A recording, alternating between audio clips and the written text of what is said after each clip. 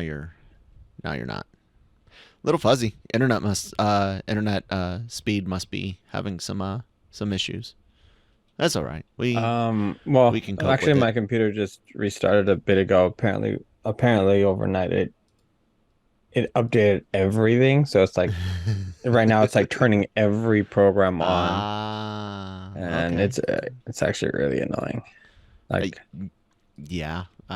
We've all been there, and I'm having to I'm piecing together a new build as a kind of home server, and God, although hard drives aren't relatively expensive, when you start thinking about, hey, I need a few, you know, a dozen plus terabytes of like redundant storage for all of the genreverse things, it starts getting expensive because what I would really like to do is have about uh, 16 no excuse me I'd like to have about 18 to 24 terabytes of storage, and then a few parity drives, which requires me to have three or four of either 6 terabyte or 8 terabyte drives. And while they're on sale, that still adds up a really fast. So um, let's do this thing. Hello, everybody. Welcome to the Daily Cup of Genre here on the Genreverse Podcast Network and YouTube channel, available on YouTube and wherever you get your podcast from: Google, Spotify, Apple.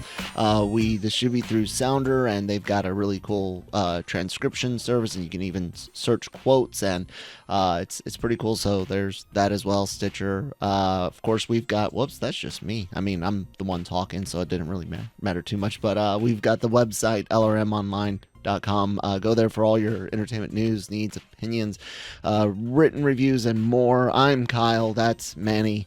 And yeah, man, I gotta start off by talking about Chainsaw Man. Probably the most hyped anime in my lifetime that I can remember that wasn't a sequel or a movie. I've never seen this level of excitement for an anime. And episode one delivered, Manny, 100%. So much so that Brian over on the AVR Anime-Versal Reviews podcast, you guys can get that here. He said that it may have been the first best episode ever, like of oh, any medium, any format, and anyone that's ever spoken with Brian knows he is the antithesis of Nick. He does not he does not hand out A's to just anything willy nilly. He's a lot like me, if not even more discerning. And he was like, yeah, this is a plus, 10 out of 10. He said he could, if he could give it something higher on our grade scale, he would. And I can't say I disagree. It's hard to look at a first episode like that, but I'll say that it had amazing pacing. It delivers a lot of character and world information without it being slow, boring, or overloaded. It has amazing action, but it had way more heart and emotional threads through it than I was prepared for. So you guys can see a reaction to Chainsaw Man here on the YouTube channel if you're watching, and of course I don't have the browser window up. And you guys can also listen to the review on either the YouTube channel or your favorite podcast app. But yeah, it's brutal, man. And the guy that created it, the author, definitely a big movie buff guy. Horror movies, even has like a Big Lebowski callback in the OP. So it's a lot of fun. great. I look forward to Yeah. watching it probably at some point today. That's I all I hope can so. really say. I can't wait to hear your thoughts. Speaking of Brian, just kind of on a thing that you had reviewed Hellraiser for the site, talked about it here on the channel a couple times. He loved it. He did. big fan. And he said it does its own thing. They kind of messed with the lore a little bit, but he didn't mind that. And you guys can find his video review later on this week on his YouTube channel, Pulp Mythos. So I thought that, and I wrote this down in the article. The two things, the biggest takeaways is that it really could have been better if they would have shredded about 15-20 minutes from it. Mm-hmm. It's a little too long. And everything really drags out, especially in the first hour. And then the second thing is, I think that the priest works better with a female. Yeah, Brian said he really liked the female Pinhead this time, and he said the makeup effects were spot on. He did say there was some wonky CG, but he said when it was practical, it was real good. So yeah, they have a featurette on that they just released. I think it was like I think it was on Monday that showed her getting all her makeup put on, all the Pinhead makeup, which is kind of cool to see. All that kind of stuff is really cool to see. I was gonna take us into our some Marvel discussion, but since we kind of mentioned Brian grading Chainsaw Man the way he did, and we all ended up giving it really good grades. Watch the review to find out. I wanted to chit chat about what you and I had kind of mentioned offline the other day, and that's people that do give high marks to things that aren't necessarily high mark worthy, and we're not talking like we're talking about people that give something that they liked an A because they liked it, not looking at the film style, the cinematography, the photography or animation in the case of anime. People that ignore pacing issues or wonky writing, bad technical stuff with editing or CGI, things like that, and they conflate the liking of something with the grading of something. And while how much you enjoy something does play a part, they ignore everything to give a high mark to something. I don't like that. It almost feels like it's either all or nothing. It's either the greatest thing since sliced bread. It's an A plus, and if it's anything below that, it must be bad. People look at a B minus or B plus, and they look at that like, oh, that must not be that good of a movie. And it's like, what? I mean, there's A/B honor roll in school for a reason. B's are fine, guys. Those are good. Good movies, good shows, whatever. Good song if you're grading music. But the idea that it has to be an A in order to be good, and anything less is bad is dangerous to the game of critiquing entertainment. I don't know, Manny. What do you think? We deal with this sometimes in our sphere. It's a really tough thing to do. It's a first world tough thing to do. Yes. Because you can't win. A perfect example is I gave I don't even remember what I gave it. I think I gave Hocus Pocus 2 either a B or a B minus. Mm-hmm. I was like, oh, it's good. It was good, but it had a little small issues that I was able to nitpick, because rightfully so, I felt that it could have improved a lot. Mm-hmm. And that it was basically just a really almost a copy of the first movie, but now a lot more Disney-fied even than the first Disney version of the film. And so if you take we do sometimes with films, especially current a lot of modern films, when you take away the nostalgia. Oh, I gave it a B minus. What's left? What's left when you take away the nostalgia? And I think it's fair for us to, especially with all these shows, critique things on what's left after the nostalgia. If that's its gimmick, right. Yeah, absolutely. So I gave it a B minus, but me personally, I enjoyed it. I had fun with it. I had some laughs, but as a film, I was like, And you know, when I grade things, a lot of times also I do take to account potential budgets. Mm-hmm. For example, I know that this is gonna just to stick with that movie, I guess. I know that Hocus Pocus 2 is not a major motion picture release in theaters. It's a Disney Plus original. So their Yeah. budget is going to be limited. So I kind of think about that also, and maybe not be too harsh on certain elements. Yeah, Um, absolutely. Context.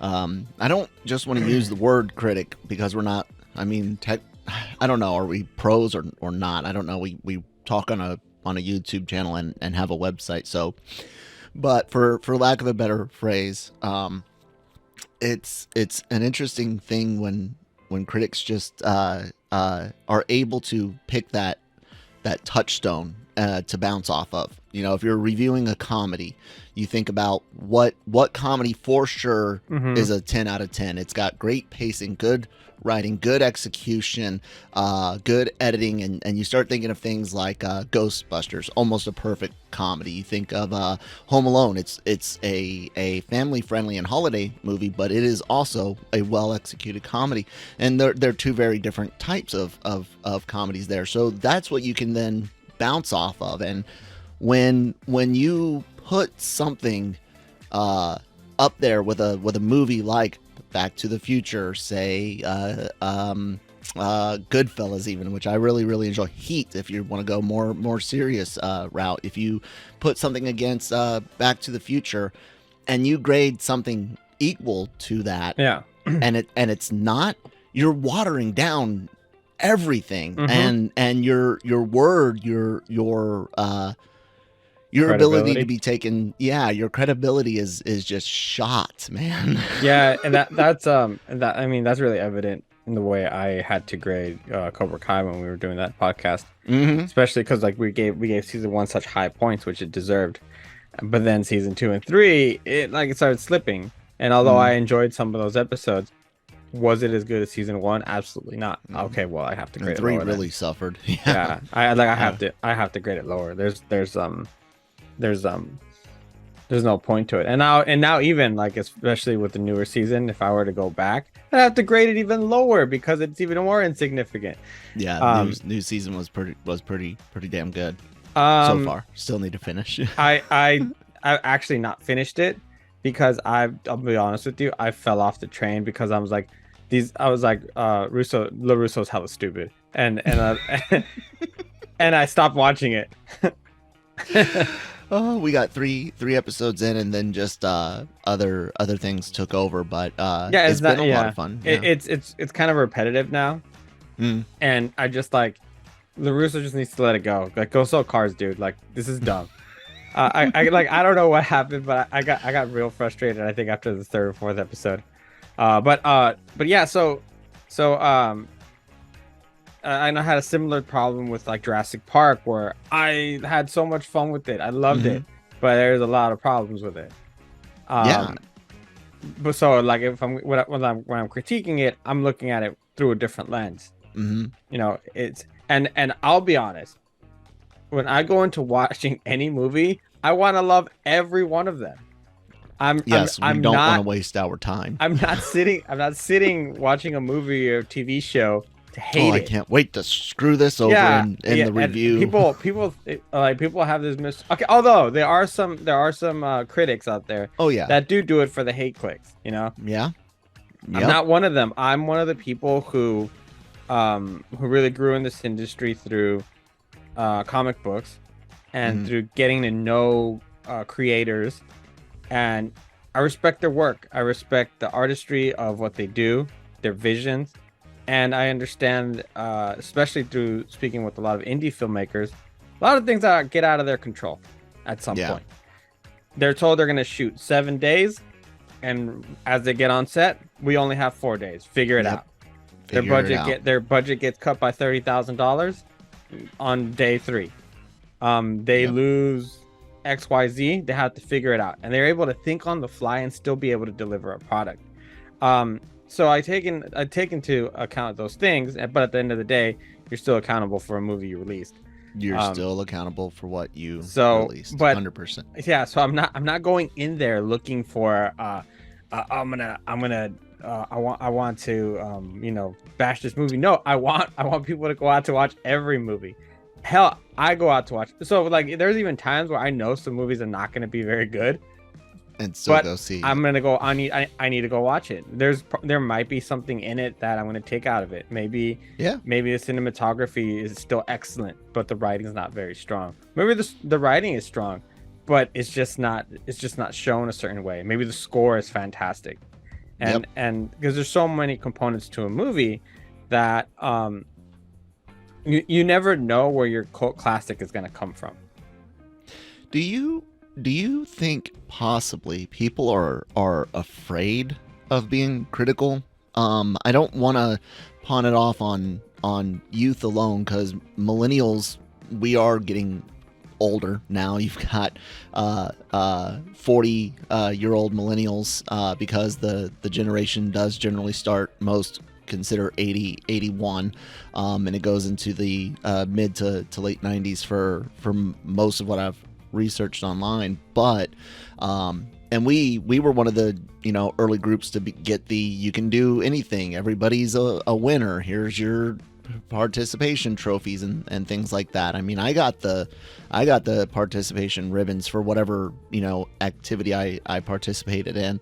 Now we got first, second, and third place things. Well, those got the big trophies, but everybody got something. It seemed. I can remember that. I'm glad you did. But it's different for everyone. That's yeah. why you're such a wuss then. Yeah, yeah. Who did their time in the army?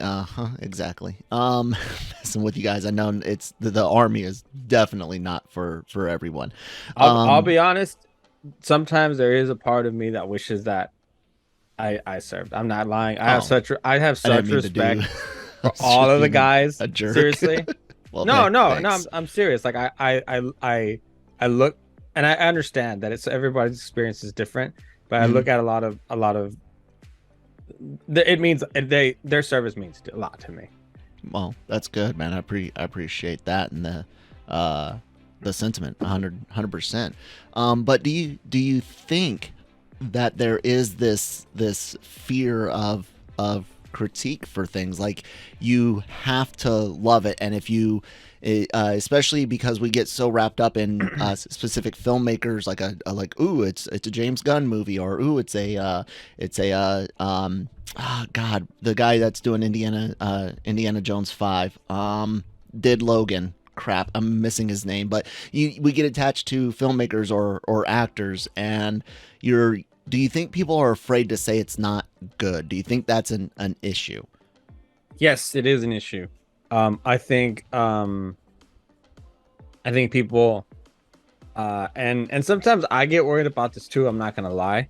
Sometimes, and for the lack of a better term, we simp for content. We want to be entertained. We're afraid that us in the industry, we're afraid maybe of getting blackballed by a studio or by a PR agency because we're not giving their films high marks. Yeah, I think that is a thing. I've even heard of a few PR reps coming out and saying, hey, it's not our fault that your movie wasn't good. Do not blame the press or us. Make a better film, because it's happened where I've seen reps they get blasted because they're brought in obviously to help promote a film, schedule interviews, get sites and critics to review it. Doesn't go well. Yeah. Is that the rep's fault? No. Yeah, and so their that job's just to be a middleman between the content creators and the content critics. So that's a thing, and then there's invitations that go out to like premieres, and then there's future content and future projects. It's like if you don't give things higher marks, there is a fear sometimes, I think, of am I gonna get invited again? Am I going to be able to cover the next film? And so I've always tried to balance it out. For example, and it's funny too because there's times where I like love certain things, Hmm. and then I'm criticized for liking everything. Yeah. And then there's a couple of projects where I'm like, this just sucks. Hmm. I think this is stupid.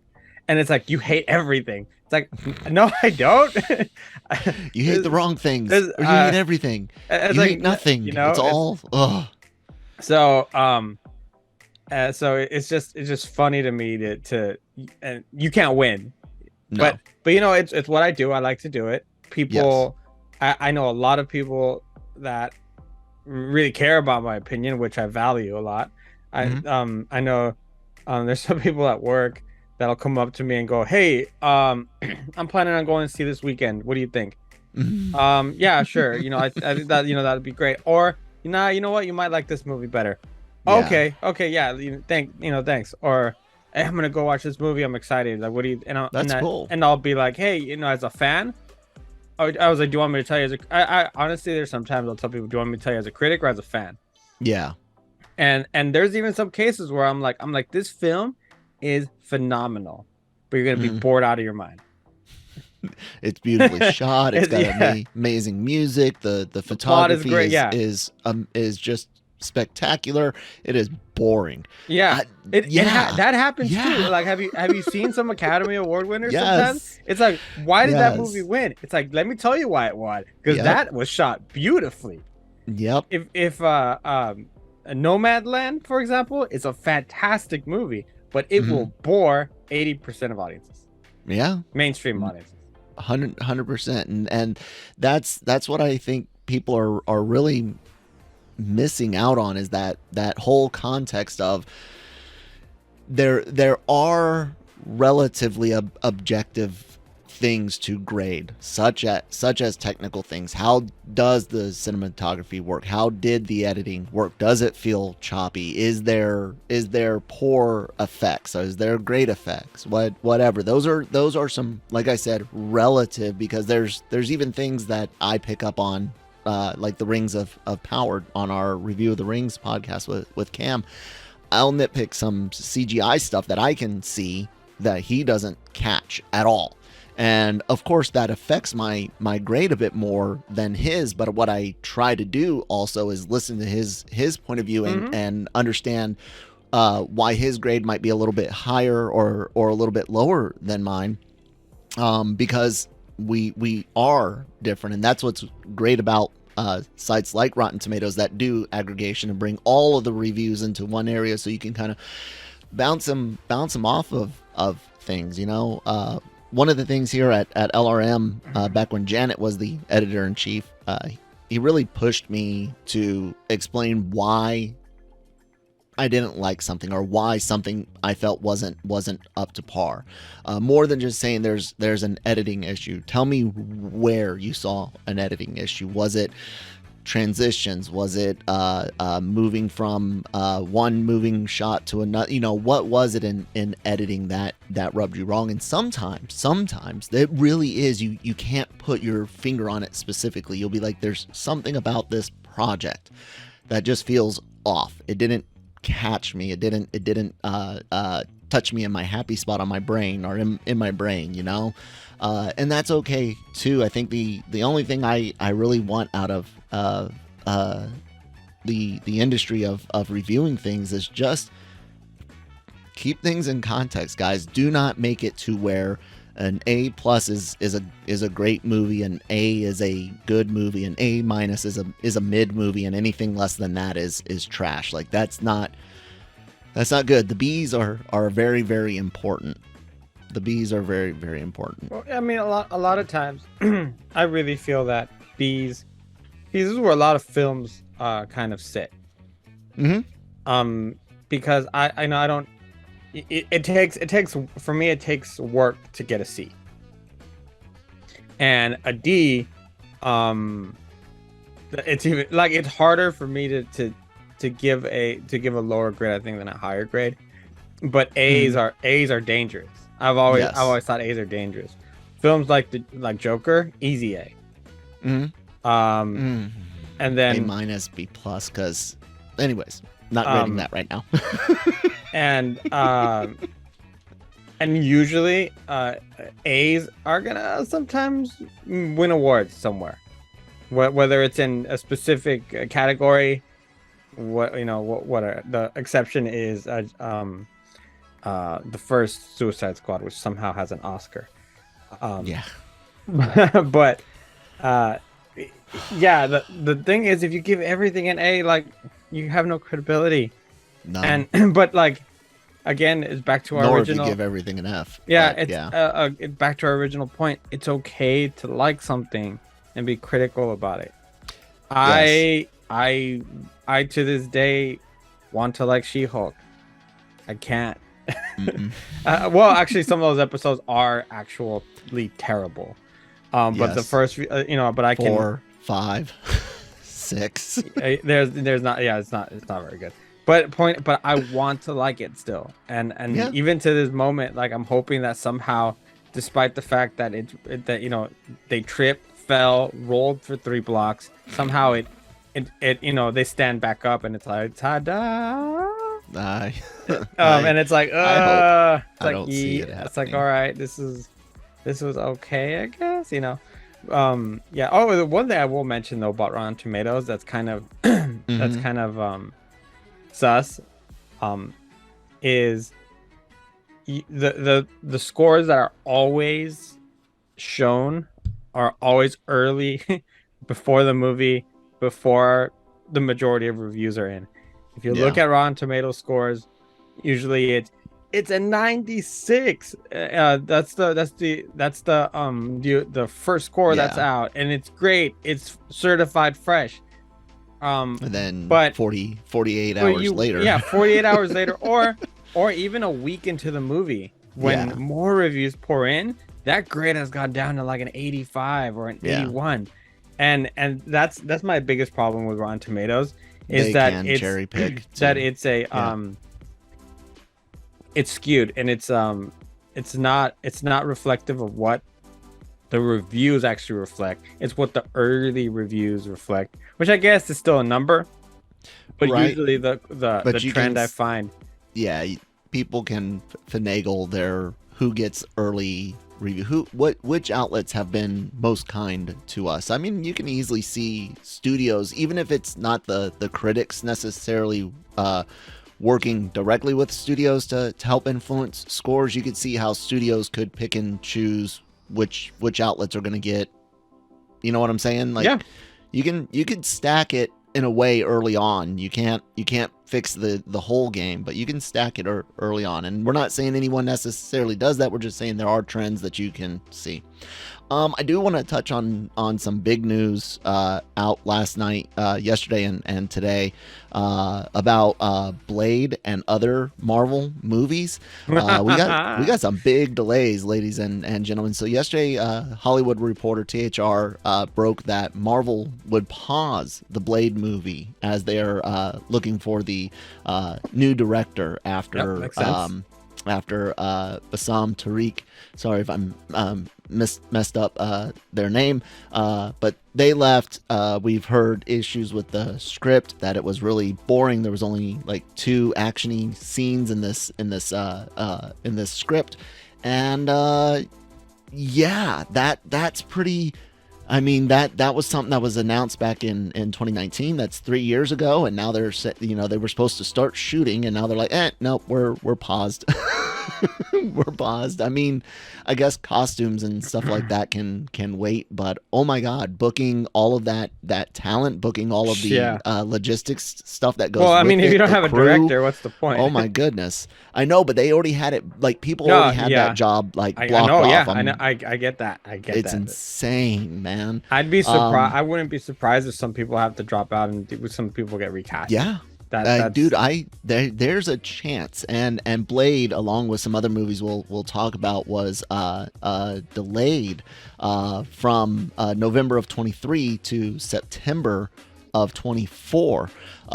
Additional movies got pushed back as well, but I wouldn't be surprised if you see it completely reworked. I wouldn't. And that might mean transition to a series. which I wouldn't necessarily yeah. be against. I would not necessarily be. We saw Armor Wars go from series to movie, and I'm wondering if some of these being pushed back might be part of the bigger picture there. So could Blade be made a series, or could it get canned completely for now? Kick down the road and see the character maybe appear in other things. I don't know. What do you think about the Blade situation before we talk about the other delays? Like, let's be real. Blade's like, he's cool, but like he's not integral to like the MCU per se. Like, Yeah. So, but you know, it sucks because I think that shoot, I forgot his name. The actor that's playing Blade. Mahershala Ali. Marsala Ali. I think he's great. So anything with him in it, I'm excited for to watch. So it so that part of it kind of sucked, but other than He was one of the best parts of Luke Cage season 1. Heck yeah. Shouldn't have killed him. Shouldn't have killed him. No, sorry no, for the spoilers. No, that should have gone on for a couple seasons. Character, yes. And so, you know, whatever. We'll see. We'll see what's up. But it's just, it's better. I always respect more the directors who can say no to like Disney and like, yeah, no, don't want to do this. Yeah. Than those who force a bad movie. Yeah. And Edgar Wright and Patty Jenkins both told Marvel no thanks. So. Yeah, because if you don't, even if in the end your product is not necessarily received well, you're at least happy you made the film you wanted to make. Yeah. And I feel like with Disney in particular, you're under this umbrella and you're doing basically what Feige and the crew wants you to do, and that's it. But I get it. You have a universe to hold together, and there's not a lot of creative freedom as far as going too far outside the box. We did that with Waititi, with Taika earlier this year. Didn't work out. Taika Waititi, yeah. The other delays, Manny, that are interesting to say the least. Fantastic Four, been delayed from November of 24 to February of 25. Deadpool 3 just announced Yeah.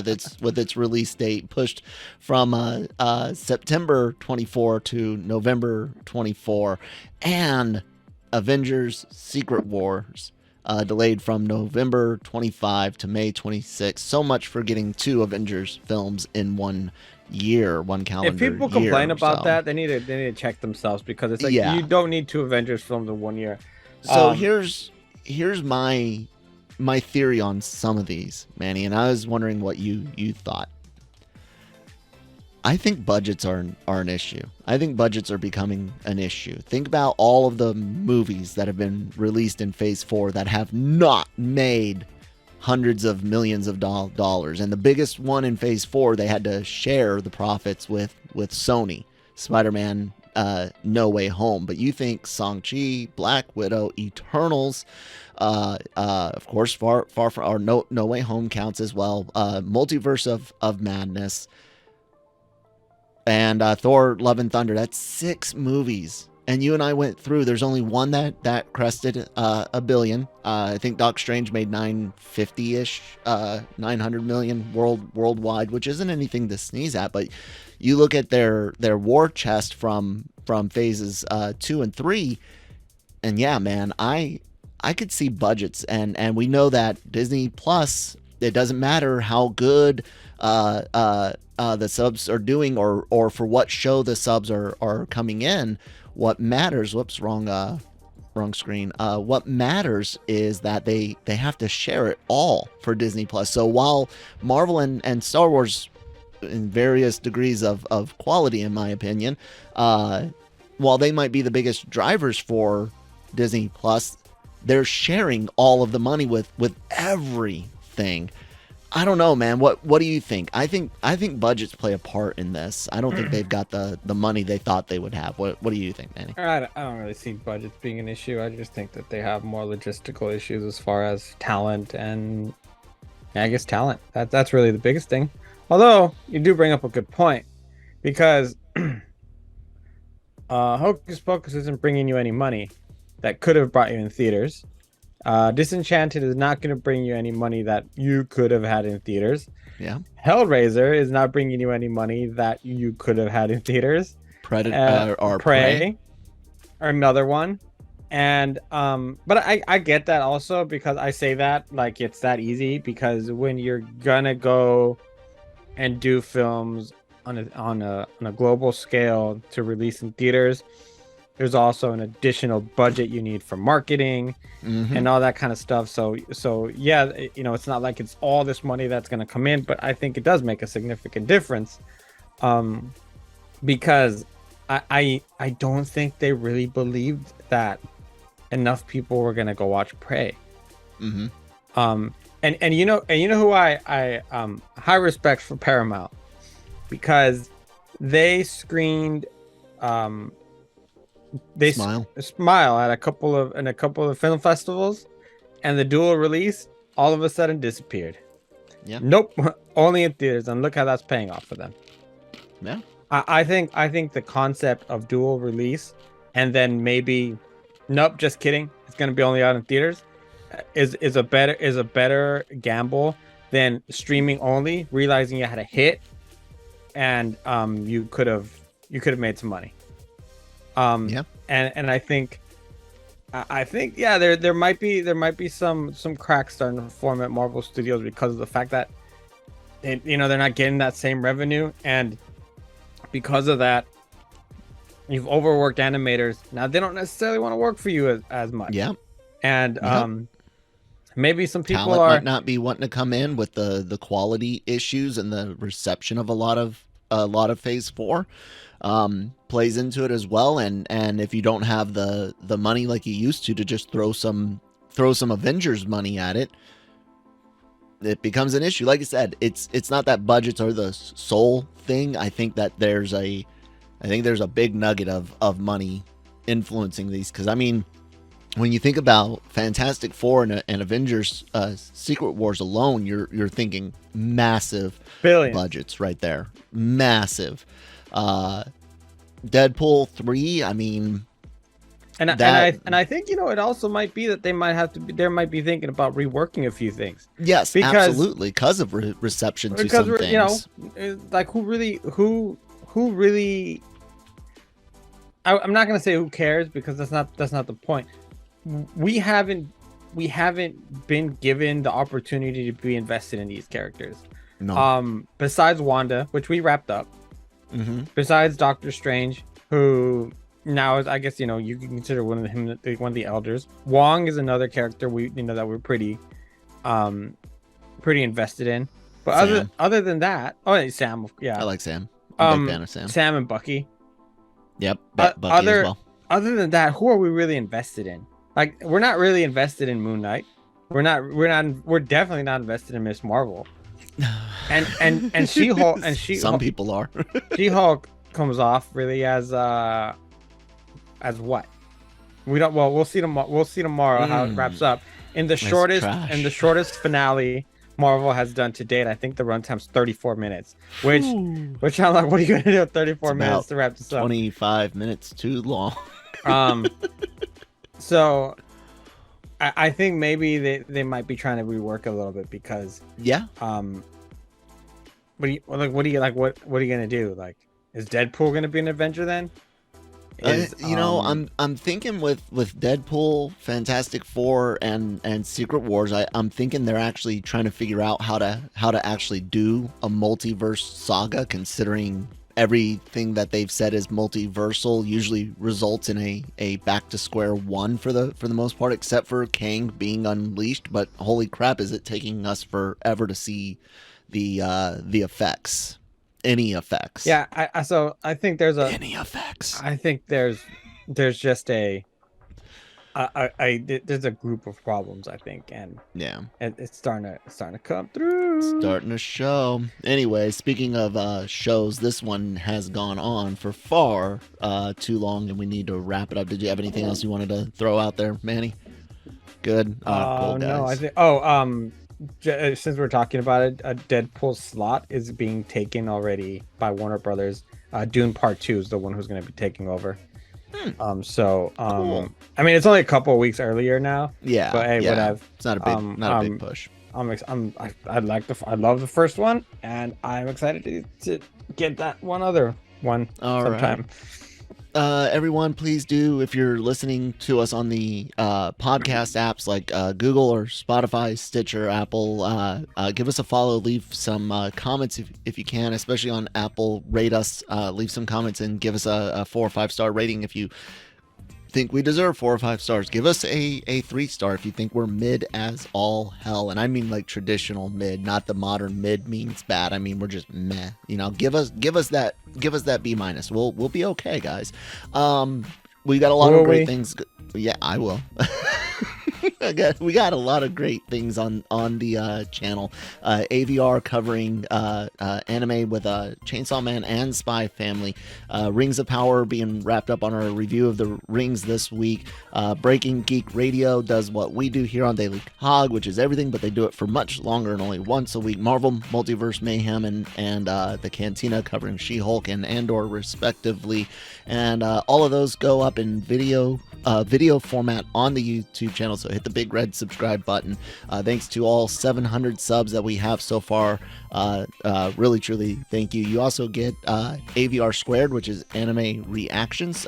There's 4 shows for that: Spy Family, Chainsaw Man, Eminence and Shadow, and Beast Tamer for right now. Genre shot trailer reactions and more, and of course all of that and the written reviews, celebrity interviews, news, leaks, rumors, all available LRM on online.com, and the celebrity interviews go up on the LRM YouTube channel. So yeah, we've done this show for 8 days in a row now.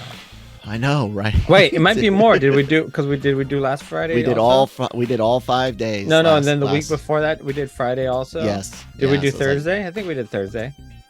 I'm not sure. It might be 9 or 10 days in a row. Let's see, September 30th, and then October 3rd, 4th, 5th, the 6th, 7th, then the weekend 10th and 11th. So yeah, guys, check it out. We got a lot of great stuff for you. Manny, where can people find you out online? Don't want to know. At Manny Gomez Media on Twitter and at riddlemethis_510. If you're in the Central Valley in California, you can also catch me covering news from the Valley because that's my day job.